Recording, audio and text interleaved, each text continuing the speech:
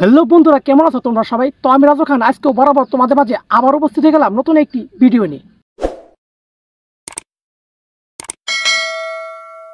তো বন্ধুরা, আজকে ভিডিওটি যাকে নিয়ে তৈরি করা হয়েছে তোমরা কিন্তু থাম্বনেলে দেখতে পাচ্ছ। একটি মেয়ে স্কুল থেকে পালিয়ে এসে পার্কের ভিতরে একটি ছেলেকে জড়িয়ে ধরে কিভাবে দাঁড়িয়ে আছে তোমরা কিন্তু দেখতে পাচ্ছ। তো বন্ধুরা, এই মেয়েটি এমন কেন?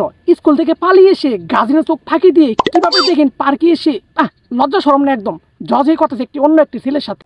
ওই মেয়ে, তোমার আর কি বলবো, তুমি এরকমই করবা তাহলে একটা বিয়ে করলো। এটা বিয়ে করলে তো অন্য একটা ছেলের সাথে পার্কে এসে ডলারি করা লাগতো না, রুমে যায় আরামসে রিল্যাক্সে পারাবারি করতে পারতা, গাছের চোখও ফাঁকি দেওয়ার লাগতো না স্কুল থেকে পলে এসে পার্কের ভিতরে ডলারি করতে। ছি, লজ্জা শরম বলতে নেই এই মেয়েটার। এরকম কেন? একটু চিবাই যায় কিছু পারাবারি ডলাডলি করলো তো চলতো। এই দর্শকের সামনে লোকজনের সামনে এরকম ভাবে কেউ পারাবারি করে একটু চিবাই কিংবা রুমে কিংবা কলা বানে কিংবা পাটে খেতে কিংবা ধান খেতে কিংবা ফুন খেতে গেলেও কিন্তু হইতো। দর্শক, এই মেয়েটার এই ছেলেরা ফাইরাসির একদম খাওয়ার চেষ্টা করতেছে। মনে হয় একটু চিবেত গেলে ফাইরাসির একদম তুলতুলুটি মানে খাওয়া বেলায় তো মনে হইতাছে। আরেকটি কথা, এই মেয়েটির গার্জেন যদি কখন এই ভিডিওটি দেখে তাহলে আমি তাদেরকে বিনতির সাথে অনুরোধ করবো এই মেয়েটিকে শাসন করার জন্য, একটু পানিশমেন্ট দেওয়ার জন্য। দেখেন গার্জেন আপনাদেরকে বলি, এই মেয়েটি স্কুলে গেছিল, স্কুল থেকে পালিয়ে এসে পার্কে এসে একটি ছেলের সাথে ডলারি করতেছে, না জানি তারপরে কি করে ফেলেছে এটা কিন্তু আমরা জানি না এবং ভিডিওটি আমরা দেখি নাই। আর কি বলবো, ছেলে তো কম লুচ্চা না, ছেলেটা আরামসে জড়িয়ে ধরে মেয়েকে দাঁড়িয়ে আছে।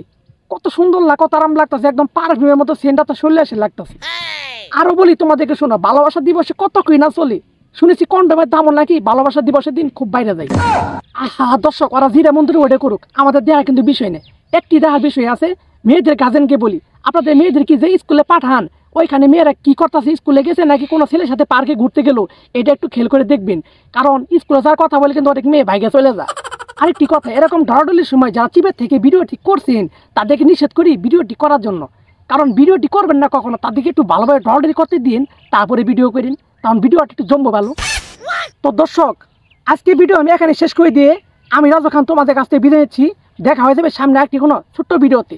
তো সবাই ভালো থাকবা, সুস্থ থাকবা, টাটা, বাই বাই।